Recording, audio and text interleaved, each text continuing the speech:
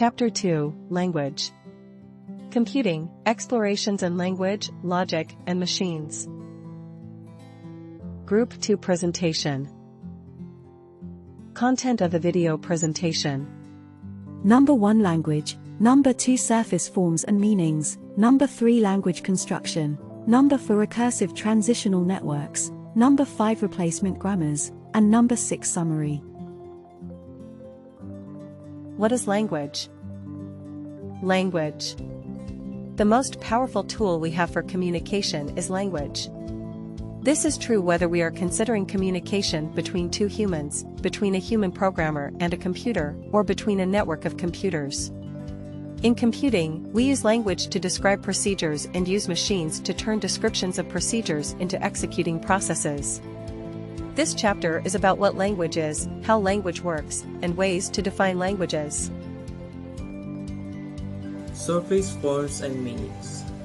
A language is a set of forms and meanings, and a mapping between the surface forms and their associated meanings. In the earliest human language, the surface forms were sounds, but surface forms can be anything that can be perceived by the communicating parties, such as drum beats, hand gestures, or pictures. A natural language is a language spoken by humans, such as English or Swahili. Natural language are very complex since they have evolved over many thousands of years of individual and cultural interaction. We focus on designed language that are created by humans for some specific purpose, such as for expressing procedures to be executed by computers. We focus on language where the surface forms are text. In a textual language, the surface forms are linear sequences of characters. A string is a sequence of 0 or more characters. Each character is a symbol drawn from a finite set known as an alphabet. For English, the alphabet is a set of A, B, C, and so on to Z. For the full language, capital letters, numerals, and punctuations symbols are also needed. A simple communication system can be described using a table of surface forms and their associated meanings. For example, this table describes a communication system between traffic lights and drivers. Surface forms are the color green, yellow, red, and they have different meanings. Green means go, yellow means caution, red means stop. Communication systems involving humans are notoriously imprecise and subjective. A driver and a police officer may disagree on the actual meaning of the yellow symbol, and may even disagree on which symbol is being transmitted by the traffic light at the particular time. Communication systems for computers demand precision. We want to know what our programs will do, so it is important that every step they make is understood precisely and unambiguously. The method of defining communication system by listing a table of symbol meaning. Pairs can be adequately on a trivial communication systems. The number of possible meanings that can be expressed is limited by the number of entries in that table. It is impossible to express a new meaning since all meaning must be already listed in the table. Languages and infinity. A useful language must be able to express infinitely many different meanings. Hence, there must be a way to generate new surface forms and infer their meanings. No finite representation such as a printed table can contain all the surface forms and meanings in an infinite language. One way to generate infinitely large sets is to use repeating patterns. For example, Most humans would interpret the notation 1, 2, 3, and so on as the set of natural numbers. We interpret the triple dot as the meaning to keep doing the same thing forever. In this case, it means keep adding 1 to the preceding number. Thus, with only a few numbers and symbols, we can describe a set containing infinitely many numbers. As discussed in section 1.2.1, the language of the natural numbers is enough to encode all meanings in any countable set. But finding a sensible mapping between most meanings and numbers is nearly impossible. The surface forms do not correspond closely enough to the ideas we want to express to be a useful language. Language constructions.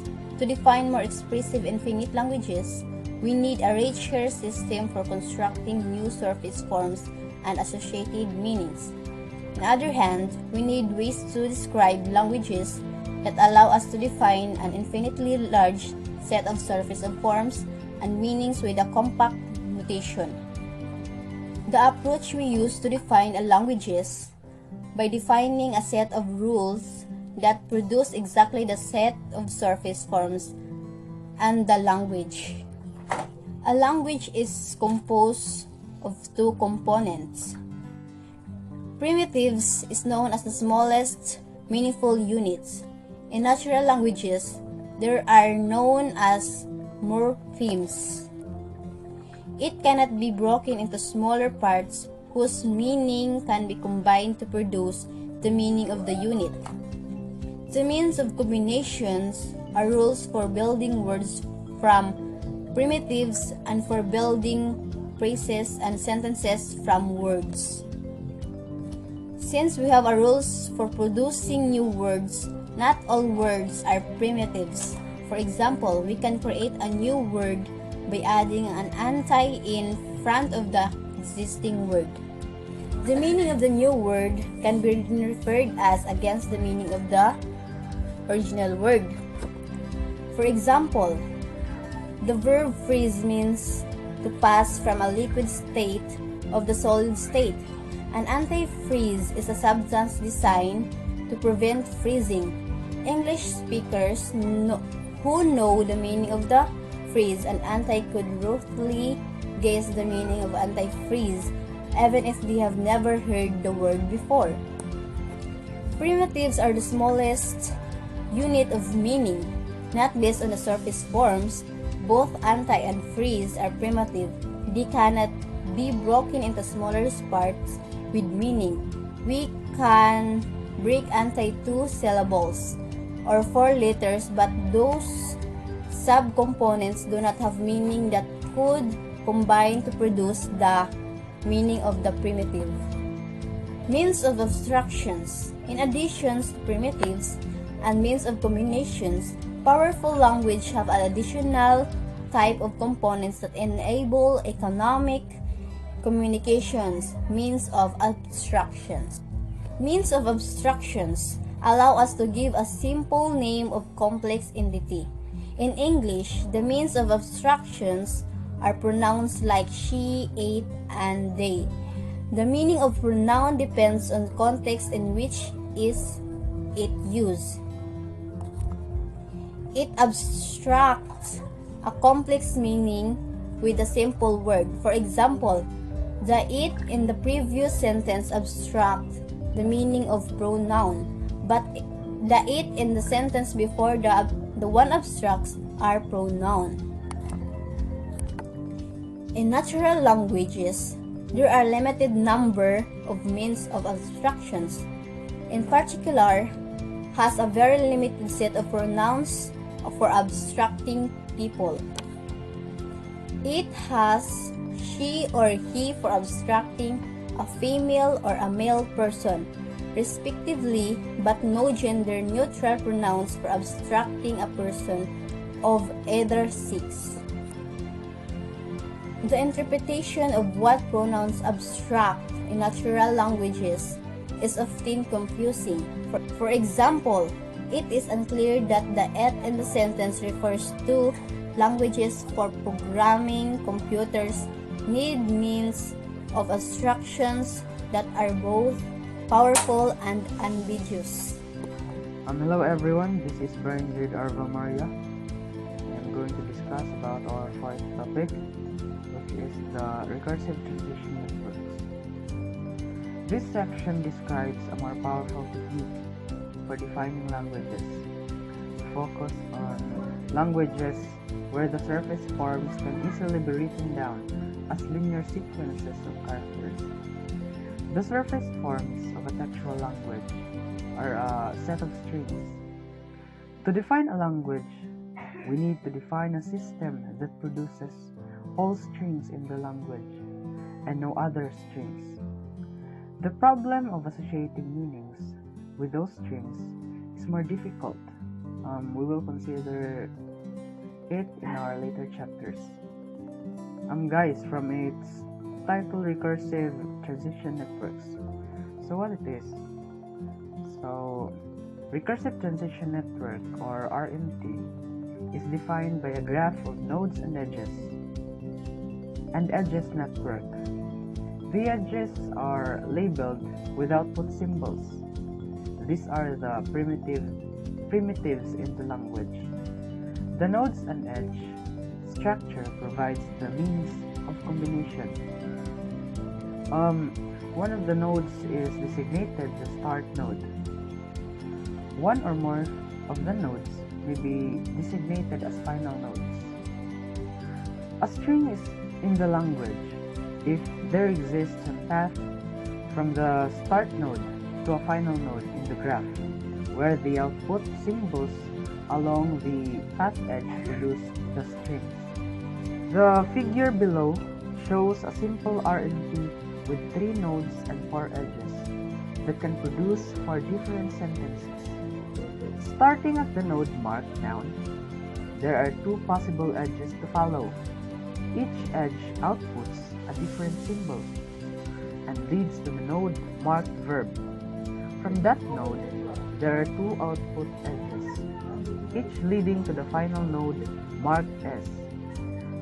Since there are no edges out of this ends the string. Hence, the RNT can produce 4 strings corresponding to the 4 different paths from the start to final node. For example, Alice jumps, Alice runs, Bob jumps, and Bob runs. Recursive transition networks are more efficient than listing the strings in the language, since the number of possible strings increase with the number of possible paths through the graph. For example, adding 1 more edge from noun to verb with label Colleen adds 2 new strings to the language. The expressive power of recursive transition networks increases dramatically once we add edges that form cycle in the graph. This is where the recursive in the name comes from. Once a graph has a cycle, there are infinitely many possible paths through the graph. Consider what happens when we add the single end edge to the previous network to produce the network shown in figure 2.2 below. Now, we can produce infinitely many different strings. We can follow the end edge back to the noun node to produce strings like Alice runs and Bob jumps and Alice jumps with as many conjuncts as we want. Subnetworks. In the RNTs we have seen so far, the labels on the output edges are direct outputs known as terminals. Following an edge just produces the symbol on that edge. We can make more expressive RNTs by allowing edge labels to also name subnetworks. A subnetwork is identified by the name of its starting node. When an edge labeled with a subnetwork is followed, the network traversal jumps to the subnetwork node. Then, it can follow any path from that node to a final node. Upon reaching a final node, the network traversal jumps back to complete the edge. For example, consider the network shown in figure 2.3 below. It describes the same language as the RNT in figure 2.1, but uses subnetworks for noun and verb. To produce a string, we start in the sentence node. The only edge out from sentence is labeled noun. To follow the edge, we jump to the noun node, which is a separate subnetwork. Now, we can follow any path from noun to a final node. Suppose we replace the noun subnetwork with the more interesting version shown in figure 2.4 below. This subnetwork includes an edge from the noun from noun to N1 labeled noun. Following this edge involves following a path through the noun subnetwork. Starting from noun, we can generate complex phrases like Alice and Bob or Alice and Bob and Alice.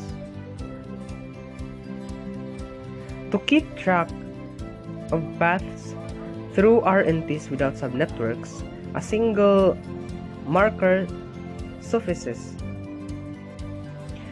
We can start with a maker on the start node and move it along the path through each node to the final node. Keep track of path on an RNT with subnetworks is more complicated. We need to keep track of where we are in the current network and also where to continue to when a final node of the current subnetwork is reached. Since we can enter subnetworks within subnetworks, we need a way to keep track of arbitrarily many jump points. A stack is a useful way to keep track of the subnetworks. We can think of a stack like a stack of trays in a cafeteria. At any point in time, only the top tray on the stack can be reached.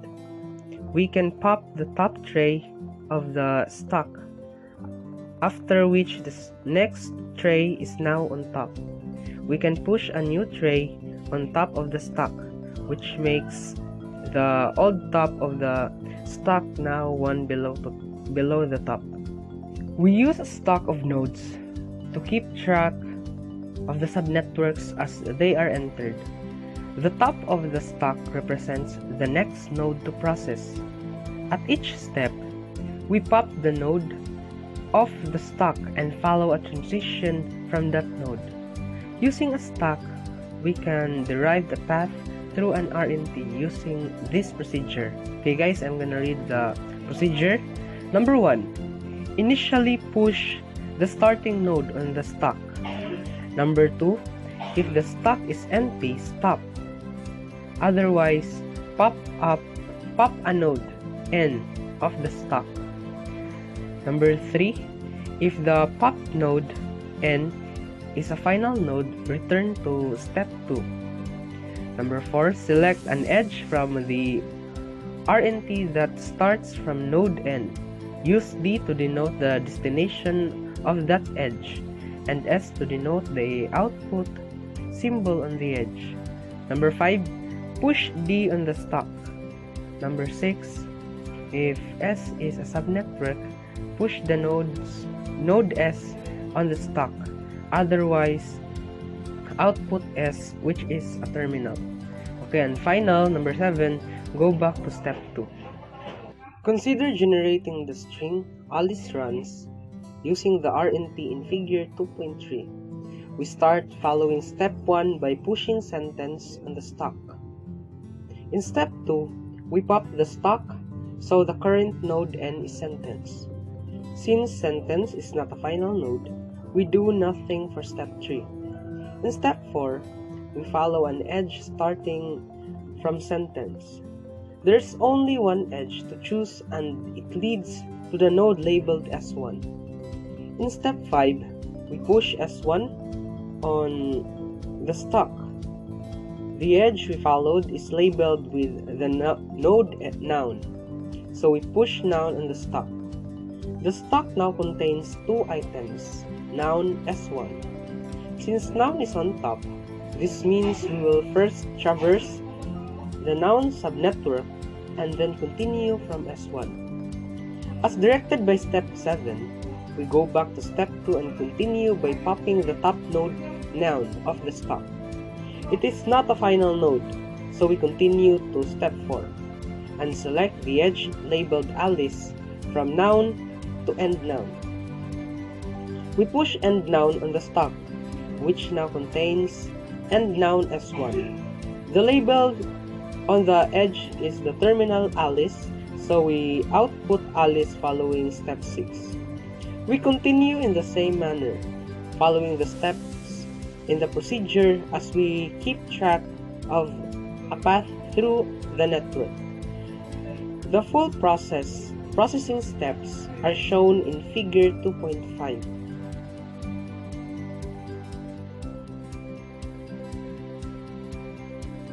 Replacement grammars. Another way to define a language is to use a grammar. This is the most common way languages are defined by computer scientists today, and the way we will use for the rest of this book. A grammar is a set of rules for generating all strings in the language. We use the Backus-Naur form BNF notation to define grammar. BNF grammars are exactly as powerful as recursive transition networks. Exploration 2.1 explain what this means and why it is the case, but easier to write now. BNF was invented by John Backus in the late 1950s. Backus led efforts at IBM to define and implement Fortran, the first widely used programming language. Fortran enabled computer programs to be written in a language more like familiar algebraic formulas than low-level machine instructions, enabling programs to be written more quickly. In defining the Fortran language, Backus and his team used ad hoc English description to define the language. These ad hoc descriptions were often misinterpreted, motivating the need for a more precise way of defining a language. Rules in a Backus-Naur form grammar have the form non-terminal replacement. The left side of rule always a single symbol known as non-terminal since it can never appear in the final generated string. The right side of a rule contains one or more symbols. These symbols may include non-terminals, which will be replaced using replacement rules before generating the final string. They may also be terminals, which are output symbols that never appear as the left side of a rule. When we describe grammars, we use italics to represent non-terminal symbols and bold to represent terminal symbols. The terminal are the primitives in the language. The grammar rules are its means of combination. Here is an example BNF grammar that describes the same language as the RTN figure 2.1. 1. Sentence, noun-verb. 2. Noun, Alice. 3. Noun, Bob. 4. Verb, jumps. 5. Verb, runs. Starting from the sentence, the grammar can generate first sentences: Alice jumps, Alice runs, Bob jumps, and Bob runs. A derivation shows how a grammar generates a given string. Here is the derivation of Alice runs. Sentence: noun, verb, Alice runs, using rule 1, replacing noun, using rule 2, replacing verb, using rule 5. We can represent a grammar derivation as a tree, where the root of the tree is the starting non-terminal sentence in the case. and the leaves of the tree are the terminals that form the derived sentence. Such a tree is known as a forest tree. Here is the forest tree for the derivation of Alice runs. Sentence, noun, verb, Alice runs. BNF grammars can be more compact than just listing strings in the language, since a grammar can have many replacements for each non-terminal. For example, adding the rule noun Colleen to the grammar adds two noun strings Colleen runs and Colleen jumps to the language. Recursive grammars. There is power of BNF as a compact notation for a describing languages, though comes when we start adding recursive rules to our grammar. A grammar is recursive if the grammar contains a non-terminal that can produce the production that contains itself. Suppose we add the rule sentence, and to our example grammars. Now, how many sentences we generate? Infinitely many. This grammar describes the same language as the RTN in figure 2.2. It can generate Alice runs and Bob jumps, and Alice runs and Bob jumps, and Alice runs, and sentences with any number of repetitions of Alice runs. This is very powerful. By using recursive rules, a compact grammar can be used to define a language containing infinitely many strings. This is the example of whole numbers. This grammar defines the language of the whole number. 0 quit, 1 quit, and with etc. with leading zeros allowed. Number, digital more digit more digits, number, digit for 0 to 9. Here is the first tree for a derivation of 37 from the number. Number, digit, more digits, 3, number, digit, more digits, 7. Circular versus recursive definitions. The second rule means we can replace more digits with nothing. This is sometimes written as to make it clear that replacement is empty, more digits. This is a very important rule in the grammar. Without it, no strings could be generated. With it, infinitely many strings can be generated. The only rule we have with number or the left side is the first rule, which replaces number with digit more digits.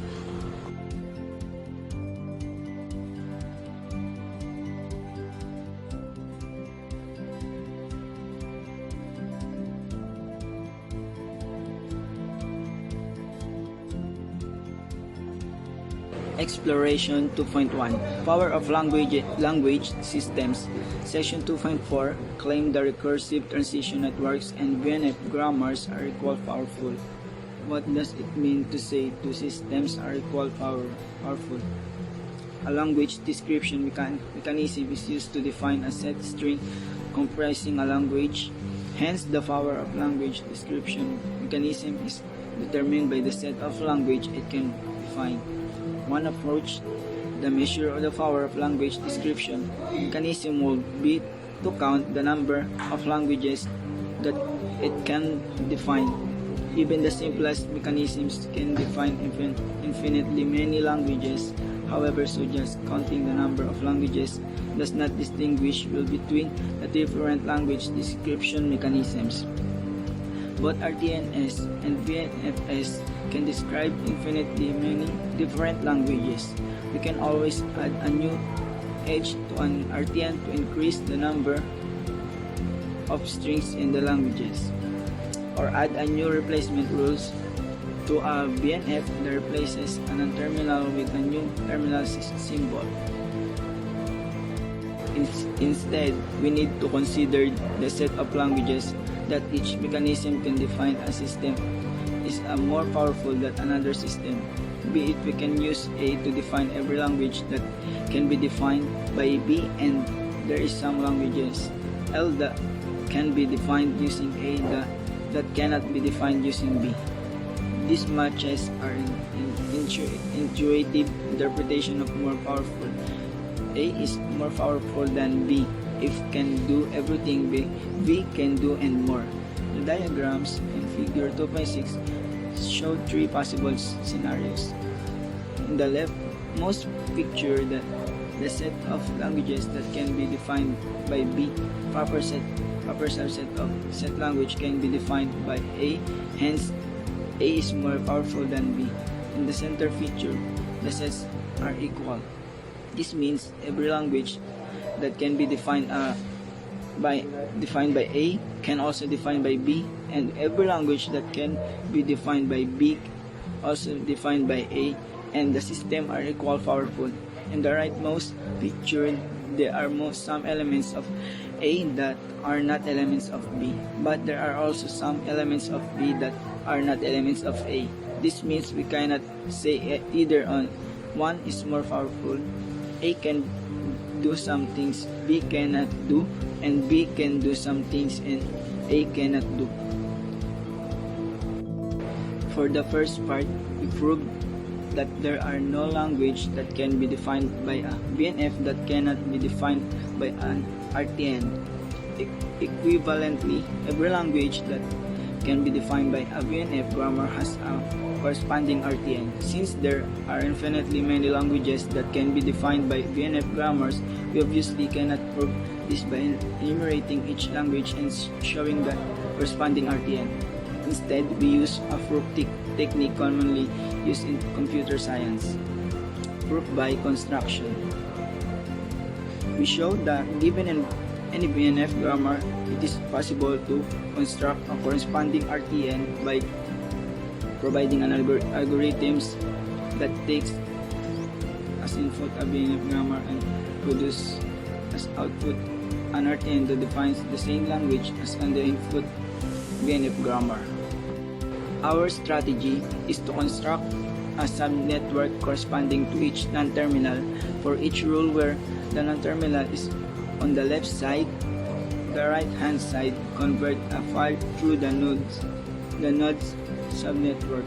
Before presenting the generate construction algorithm, we illustrate the approach with the example BNF grammar from example 2.1. Number, digit, more digits, E, more digits, number, digit, 0, 1, 2, 3, 4, 5, 6, 7, 8, 9.